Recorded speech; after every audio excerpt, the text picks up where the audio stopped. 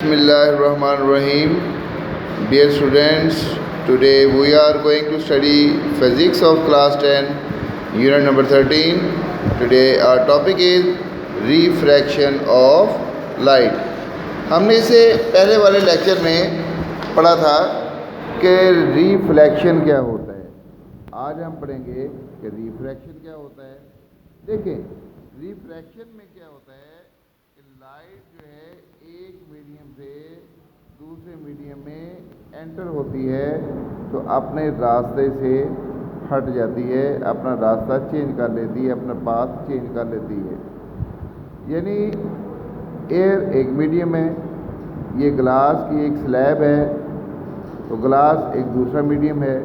तो जब एयर से ग्लास में या ग्लास से एयर में जो लाइट एंटर होगी तो अपना रास्ता जो है वो तब्दील कर लेगी। देखें, ये 90 का एंगल बनाती हुई एक लाइन है जिसको नॉर्मल कहते हैं। तो इंसिडेंट रे नॉर्मल के साथ जो एंगल बनाते ही है उसे हम एंगल ऑफ इंसिडेंस कहते हैं। तो जब लाइट रे एयर से ग्लास में एंटर हो रही होगी तो ये नॉर्मल की तरफ बेंड हो जाएगी, यानी कि एंगल ऑफ रिफ्रैक्शन जो है वो एंगल होता है जो रिफ्रैक्टेड रे नॉर्मल के साथ बनाती है।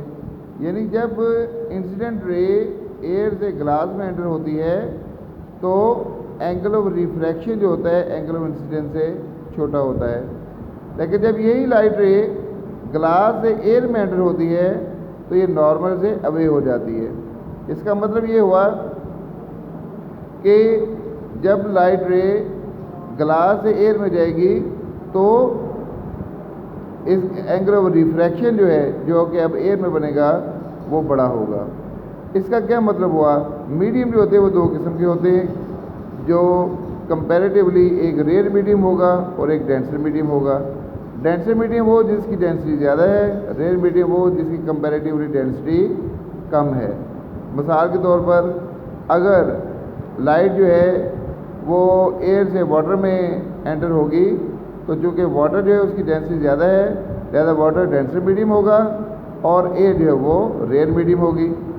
इसी तरीके से जब ये से वाटर से ग्लास में लाइट एंटर होगी तो अब चूँकि ग्लास की डेंसिटी वाटर से भी ज़्यादा है इसलिए कंपैरेटिवली ये जो ग्लास है वो डेंसर मीडियम होगा और अब वाटर जो है वो रेयर मीडियम होगा।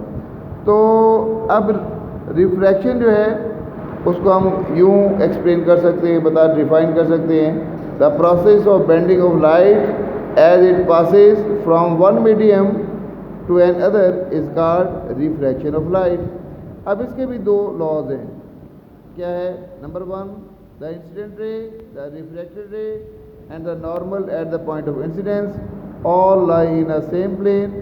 और दूसरा जो इसका लॉ है वो ये है, the ratio of the sine of the angle of incidence i to the sine of the angle of the refraction r is always equal to the constant. यानी साइन एंगल आई और sine angle are जो है दोनों की जो ratio है वो हमेशा कांस्टेंट रहती है, जिसे रिफ्रैक्टिव इंडेक्स कहते हैं। अब आपको एक और भी चीज़ क्लियर करता चला जाऊँ कि जब लाइट रे रेयर मीडियम से डेंसर मीडियम में एंटर होती है तो उसकी स्पीड भी चेंज हो जाती है। रेयर मीडियम में स्पीड तेज़ होती है जबकि डेंसर मीडियम में स्पीड जो है वो स्लो हो जाती है।